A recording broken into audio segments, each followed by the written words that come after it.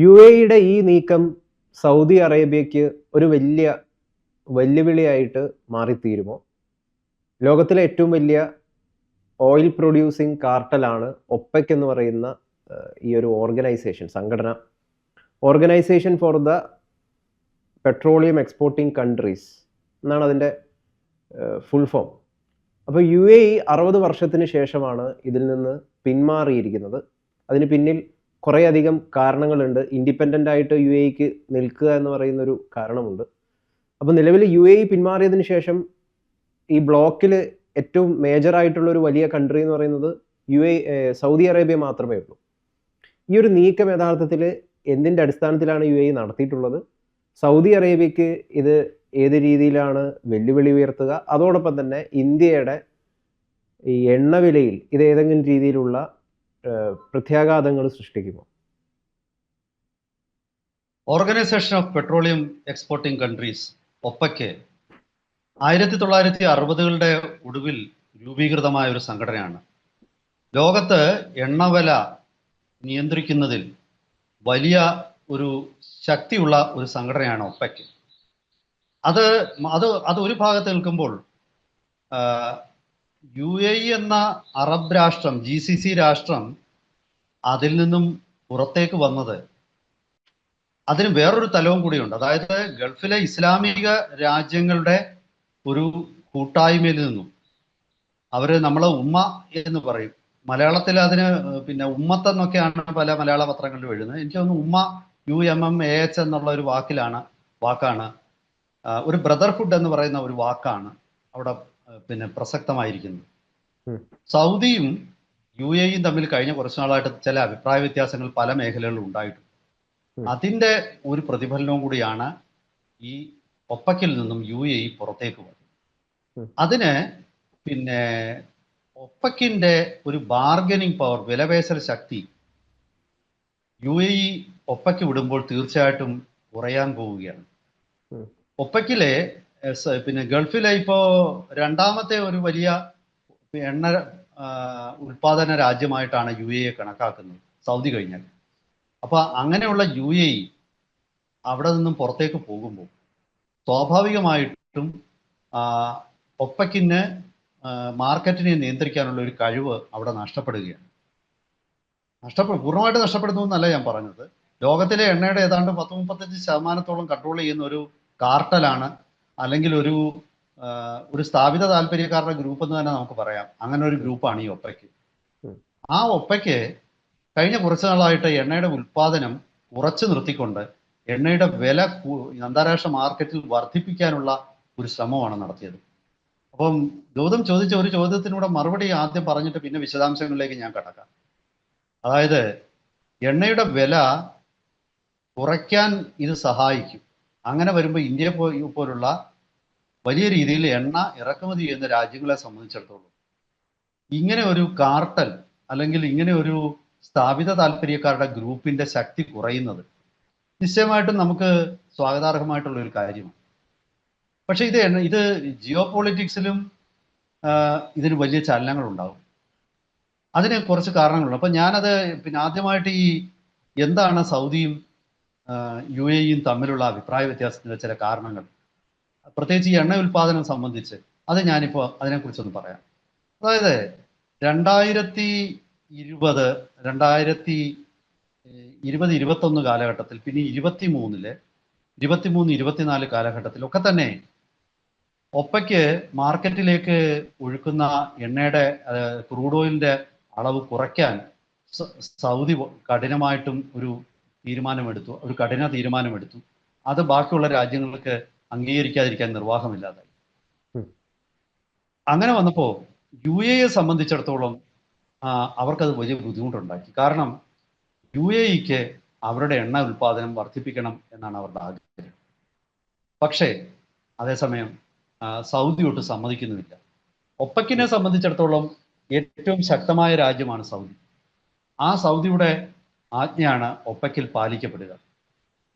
ഇത് കാരണം യുഎഇക്ക് അവരുടെ മൊത്തം ഉൽപാദനം വർദ്ധിപ്പിക്കാൻ കഴിയുന്നില്ല. അവരെ സംബന്ധിച്ചിടത്തോളം ഇത് വലിയൊരു തിരിച്ചടിയാണ്. അത് ഒരു ഭാഗം.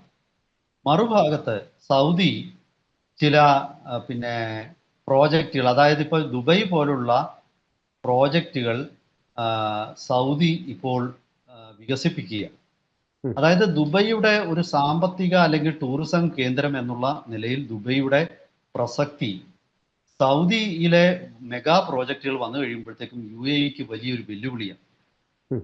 കുറഞ്ഞപക്ഷം സൗദി പൗരന്മാരാണ് ഇപ്പൊ ഏറ്റവും കൂടുതൽ UAE-ലോട്ടും ബഹ്റിനിലോട്ടും ഒക്കെ പോയിട്ട് ഈ പണം ചെലവഴിക്കുന്ന, അടിച്ചു പൊളിക്കുന്ന ആൾക്കാർ.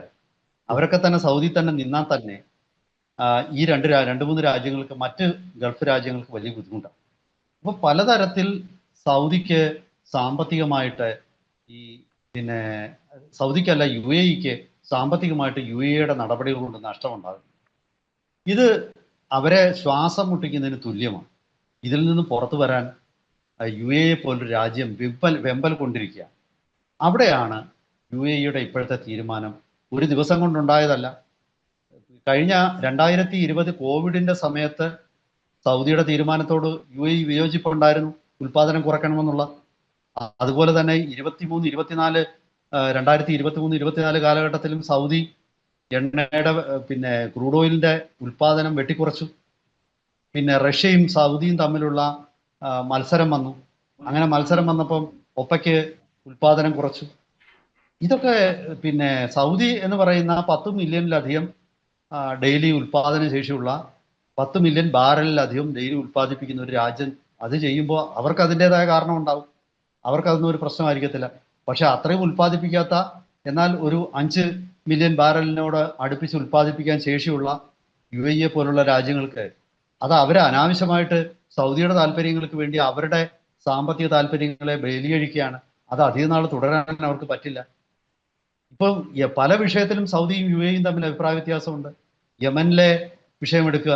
തെക്കൻ യമനിലെ ഹുതി വിരുദ്ധരെ അതിന്റെ നേതൃത്വം ഇപ്പോൾ പൂർണ്ണമായിട്ട് സൗദിക്കായി. UAE-യുടെ സേന അവിടുന്ന് പിന്മാറേണ്ട സ്ഥിതി വന്നു.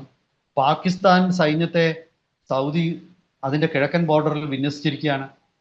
പാകിസ്ഥാനോട് UAE-ക്ക് അത്ര വലിയൊരു മമതയില്ല. അങ്ങനെ വിവിധ വിഷയങ്ങൾ വരുമ്പോൾ ഇപ്പൊ ഇറാനുമായിട്ടുള്ള യുദ്ധം നോക്കുക. ഏറ്റവും കൂടുതൽ ഇറാന്റെ ആക്രമണം നേരിടേണ്ടി വരുന്നത് UAE-ക്കാണ്. 2000-ഓളം ഡ്രോണുകളും അതുപോലെ തന്നെ ക്രൂയിസ് മിസൈലുകളും ഇറാനിൽ നിന്നും UAE-യിൽ വന്നാണ് പതിച്ചത്. പക്ഷേ UAE-യെ രക്ഷിക്കാനായിട്ടൊരു കവചം ഉണ്ടാക്കാൻ ഗൾഫ് രാജ്യങ്ങൾക്ക് കഴിയുന്നില്ല. ഈ യുദ്ധത്തിൽ ഗൾഫ് ഒരു അമേരിക്കയുടെ കൂടെ ആണെങ്കിലും അവർ അതിൽ പങ്കെടുക്കുന്നില്ല. നഷ്ടം സംഭവിക്കുന്ന കൂടുതൽ UAE-ക്കാണ്. മാത്രമല്ല UAE കഴിഞ്ഞ കാലത്തായിട്ട് ഇസ്രായേലുമായിട്ടുള്ള നയതന്ത്ര ബന്ധം കാര്യമായി മെച്ചപ്പെടുത്തുകയും ചെയ്തു.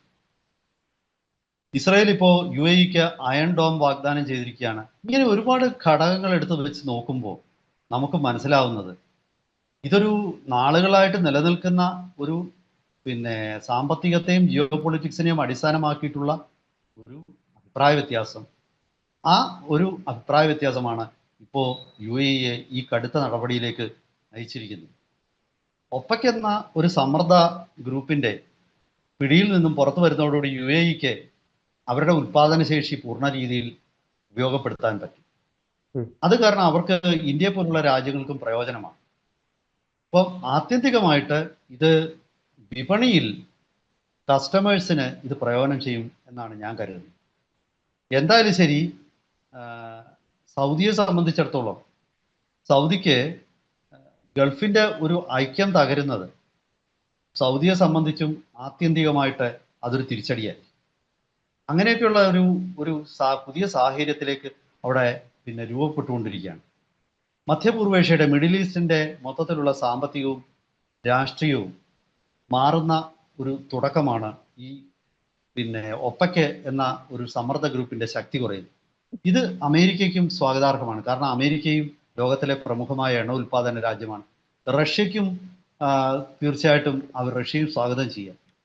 അതായത് ഒപെക് എണ്ണ വ്യവസായത്തിൽ, ക്രൂഡ് ഓയിൽ മേഖലയിൽ പുതിയ ചില പിന്നെ ചേരിതിരിവുകൾ ഉണ്ടാവുകയും അവിടെ പുതിയ ചില സന്തുലിതാവസ്ഥകൾ, സമവാക്യങ്ങൾ സൃഷ്ടിക്കപ്പെടുകയും ചെയ്യുന്നതിൻ്റെ ഒരു സൂചനയാണ് ഇപ്പോഴത്തെ UAE-യുടെ നീക്കം. വരും ദിവസങ്ങളിൽ സ്വാഭാവികമായിട്ടും ഒരു പുതിയ ഒരു രാഷ്ട്രീയ ജിയോ പൊളിറ്റിക്കൽ അല്ലെങ്കിൽ സാമ്പത്തിക ഒരു നീക്കങ്ങൾ ഇതിൻ്റെ അടിസ്ഥാനത്തിൽ ഉണ്ടാകും. കൺസ്യൂമർ രാഷ്ട്രങ്ങളായിട്ടുള്ള ഇന്ത്യയും ചൈനയും ഒക്കെ സംബന്ധിച്ചിടത്തോളം ഇങ്ങനെ ഒരു സമ്മർദ്ദ ഗ്രൂപ്പിന്റെ പതുക്കെയുള്ള ഒരു ഡിസിൻറ്റഗ്രേഷൻ അല്ലെങ്കിൽ അവരുടെ ഒരു ഇല്ലാതാകൽ നമുക്കത് പ്രയോജനം ചെയ്യും. കൂടുതൽ വിവരങ്ങളുമായിട്ട് വരും ദിവസങ്ങളിൽ നമുക്ക് പ്രേക്ഷകരെ സമീപിക്കാം. സമയപരിമിതി മൂലം ഞാൻ ഇതിവിടെ അവസാനിപ്പിക്കുകയാണ്. പുതിയ വിവരങ്ങളുമായിട്ട് വരുന്നത് വരെ എല്ലാവർക്കും ഒരിക്കൽ കൂടി നമസ്കാരം.